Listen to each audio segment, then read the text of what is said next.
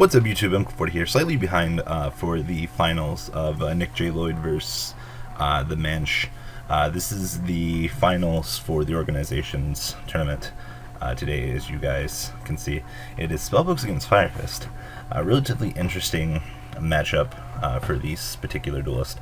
As you guys can see, Nick started off with Tengi. The Spellbook player actually ended up getting tower off of the Crescent, which puts him in a very strong position for this game. Nick's actually had a pretty strong showing today. He went undefeated in Swiss, which put him into a very strong position. It looks like we are already in side decking mode for this particular game. For Fire Fist, have just got mind crushed. Mensch called Dragon, which is going to hurt Nick here a lot, depending on what else Nick has to do here. So, for this particular matchup, Spellbooks against Fire Fist, you're probably going to be seeing this quite a lot for the next format, just because the way that the meta is going to shift up and things like that. So, we're just going to sit back, enjoy this particular matchup, and see how Fire Fist can handle this particular matchup. That Mind Crush, though, is really going to hurt. Now we have a bear. The bear can actually do a lot here, looking at the particular way the board is set up here. Does he have any response to the bear? Find out tonight at 11. If this bear actually resolves, he's either going to eat a trap card or he's going to fire the Tenki to kill the monster, which he's actually going to do. Falls right into the Divine Wrath. The Wrath is actually going to really hurt here. Looking at the way the things are, though, the Spellbook player doesn't have a lot of capitalization left at this point. As you can see here, yes, he's going to get a card off of the tower, but do keep in mind that that's not going to really put him into a good position, because Nick is still leading with a very strong showing of 5 unknown cards, as opposed to the Spellbook player's known 2 and then 1 more unknown. So just regeneration on the Crescent. The deck is a little bit slower than it used to be, unfortunately, but that is just what Spellbooks still are. Still a very good deck, even with Fate at 1. So, Breaker into Torrential, that's really going to hurt. Really getting advantage back. So, still have 3 unknowns on the Spellbook side to the currently unknown 4. He does know what Nick has, though, from the Mind Crush, which really hurt. So we currently know what this is. He was holding the secrets back. Very interesting choice to hold back his secrets. The thing is, though, it gives him general advantage to generate. As you can see here, he really doesn't have much left to do right now. But in this case, I would probably personally use the Spellbook to regenerate, or to generate some kind of advantage on the next turn. I really don't see what he would want to grab at this point in time by giving his opponent this information. I probably would have rather kept the secrets quiet until my turn. Very ballsy choices here from this Prophecy player. I personally wouldn't have done that, but I suppose he wants the additional draw from the tower for the next turn, which, I mean, is an interesting choice to, try to set up for the next turn like that. But Blue Boy, I still think would have been a stronger choice, just from personal opinion. So, Nick has another Tenki. Ooh, that space. That's really going to hurt. So, still only 2 cards left on the Spellbook player's field. I wonder what Nick really can do at this point. He's lost 2 of his Tenkis, basically, already. That's pretty devastating. But it's Fire Fist. Once he gets his engine going, he'll be in a much better position at this point in time. Wolfberg into Raigeki Break. Loses it. Now the Spellbook player just gets his one draw off of the tower, but all of his back row have been eaten for this time being. Very, very, very, very questionable position now.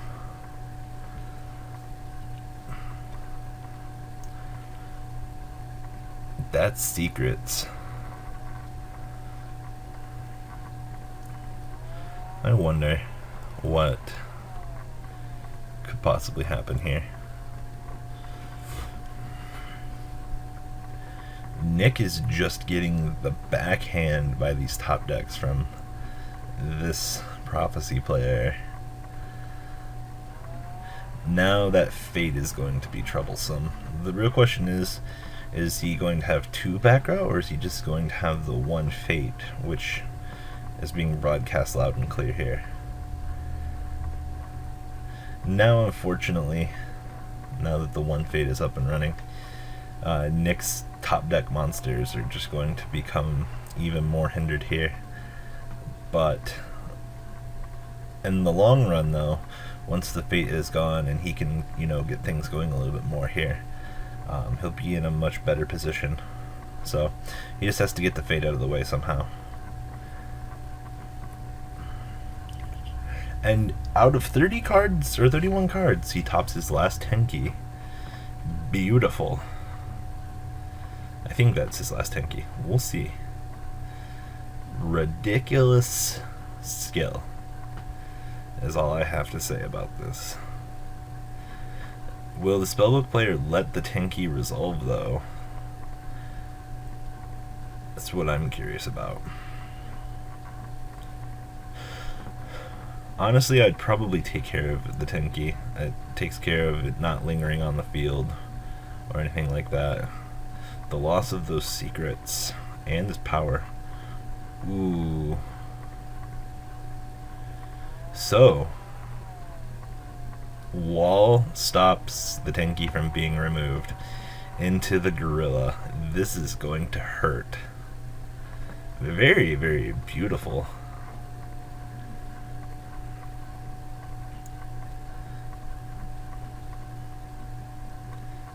Very steady combo here. Very nice. The side decked wall is really, really helping here. So I assume that he is currently out of Tenkis. He's at least going to invert and start getting his guys running. Basically has to protect the gorilla for the time being, which shouldn't be too hard. The tower gone now. He really can't let his opponent keep capitalizing on card advantage, and now his plan is to take down whatever his opponent special summons from the deck, which shouldn't be too hard considering he still has two active back row with a monster he's protecting. We now have Stoic landing on the board, which unfortunately will start turning world plays into ridiculous things. We'll have to see where this goes, though, how well protected the Stoic can be here, and Nick generating some card advantage here. So this gorilla really going to start getting in there. The sad thing is, though, the Temperance off of the Stoic can reverse the flow of this game relatively easily. Nick has to be careful of what he does here. Really, really not wanting to let that Stoic go to the graveyard. I know I wouldn't, because that Temperance into the world can really hurt, depending on if Manch is actually playing that or not. Though the wall stops any real movement from Priestess, the loss of the Tenkis does hurt too. Kind of sad. I really wish that at least one of those Tenkis would have got to resolve, so we could have some more stable back row. It's kind of sad, but I mean, once you take care of all the Fire Fist tricks, there's not really much more they can do. Stoic of Prophecy. Such an interestingly offbeat good card. So, at this point in time, there's several things that Nick can do here. He's choosing to blow away his opponent's back row. I assume it's nothing of real relevance. I mean, if it's Regeki Break, it's Regeki Break. Ooh, that MST. That kinda hurts. Loss of the Mirror Force. This thing about Stoic is really ridiculous. It's just when it's sent to the graveyard. I mean, even if he black ships it at this point in time, the ability just for his opponent to search it is just going to be troublesome. And as you can see, Nick's not in a very good stable position right now, considering he just set one and passed. At this point in time, I really don't know what Nick can do to get rid of the Stoic. It's a very, very troublesome card. But it was better just to not let the opponent generate card advantage off of the tower. And the odds of Nick drawing an answer sooner or later here should happen. We'll have to see here. Manch currently has those 2 unknown cards, which could do some major devastation here. Do keep in mind that 2 of the spellbooks are currently removed from game, which very, very, very, very costly move. I don't know what else he had in the grave, but I feel like he probably should have done something else. Still no top decked Eternity from him either. Nick generating more back row here. He may as well start to hope that he can get something here. I really don't know what his key play is going to be if this guy actually gets his effect off to resolve to go into Temperance, to go into the world. Very, very, very curious personally to know what Nick can do. I haven't seen Warning used all game. Ooh, there's the Eternity. The Eternity is going to start turning this engine back on for the spellbook player. Very interesting choices here. It's either power or secrets, but personally, you should grab the secrets. His fate is currently in the grave, so he can't regenerate it because of the loss of tower. So we're going to have to see what actually comes from this. Guys, do keep in mind that YGorganization puts out these tournaments for you guys. So please do check out their site and for all the news coverage, things like that for the tournaments. The Temperance has landed.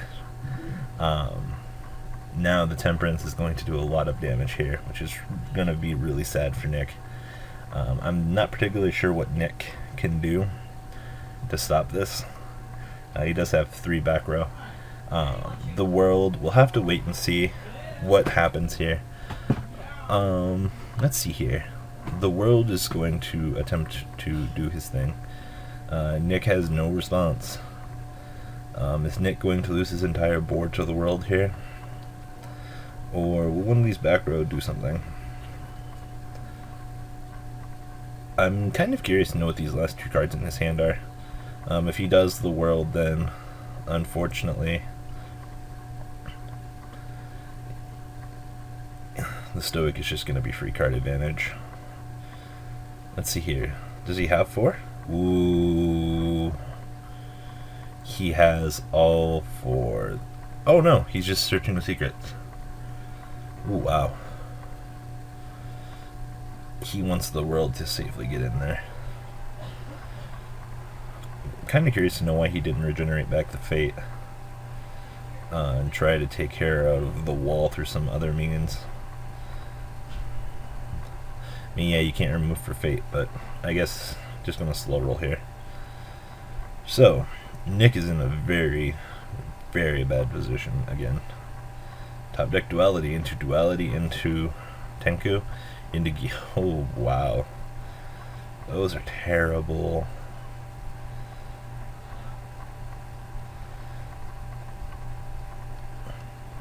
Not much you can do there. Just gonna start taking a beating from the world. Very steady card flow here. MST on the tower. Alright, tower's gone for this point in time, so no more card advantage coming from that. Well, there's the Eternity into the secrets, which will probably get something else here.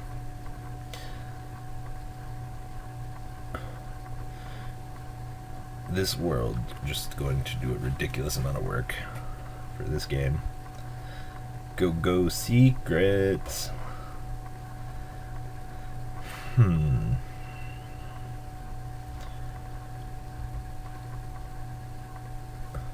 Kind of stinks that Nick really doesn't have any immediate answers for the time being to what is coming for him.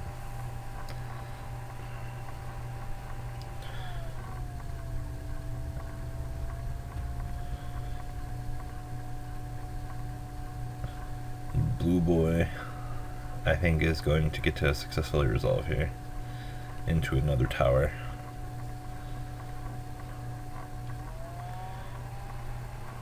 Master, reveal tower.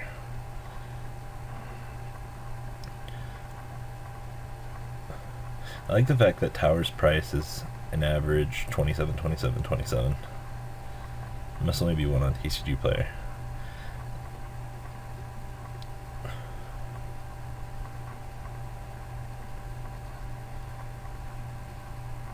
So, it looks like Nick got game 1. Looks like he's going to lose this game though, which is going to push him into game 3, I assume. Oh no, duel's over for this one. They are going into game 4. The finals of this tournament are actually best of 5 for this particular tournament, which is actually relatively interesting. We're going to take a short break here.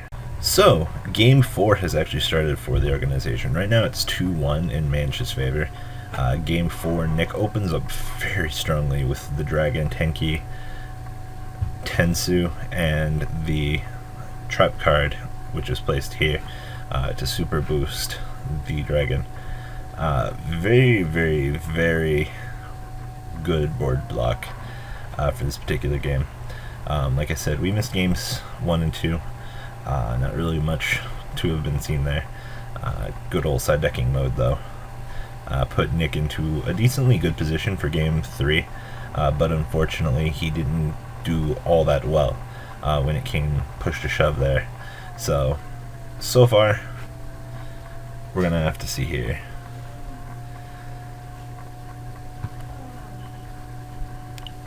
Manch always opens up some ridiculous play to put him into a very strong position.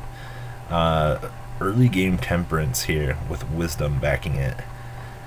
4 spellbooks here will be devastating, which he should have.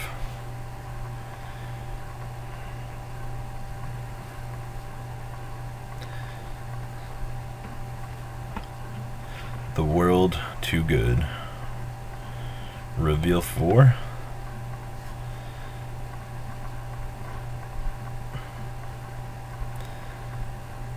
Sad day, as turn 1 the world probably stops this game from going any further. Poor Nick.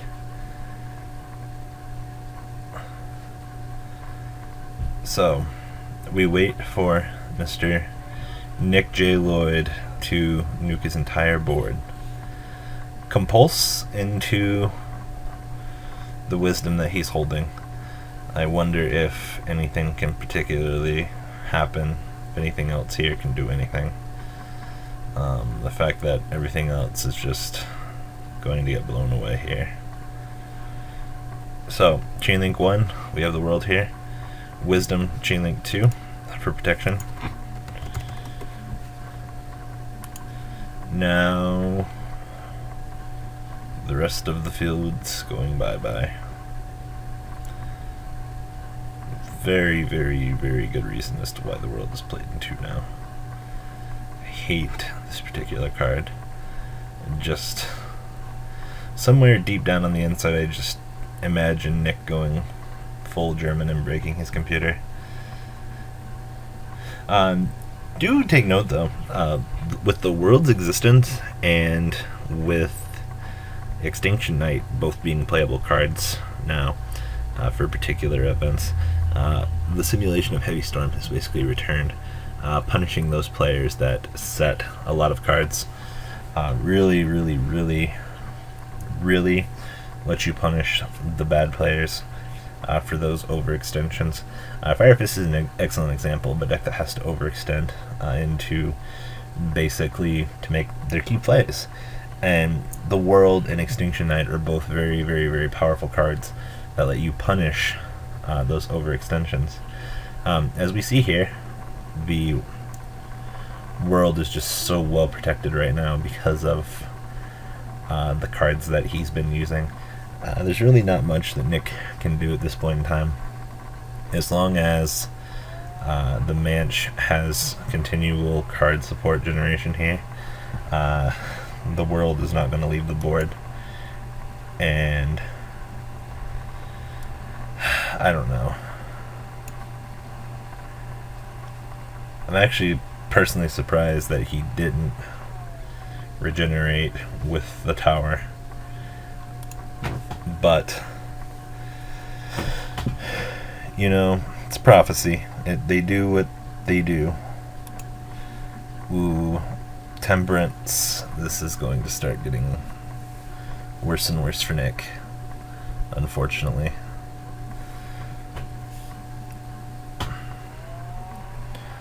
Another World. Yep. And that's game. Dyson Sphere was going to be a real threat there. Well, guys, that was the first game 4. I hope you guys have enjoyed this. Manch won 3-1 for this tournament. I hope you guys enjoyed watching, and I'm out.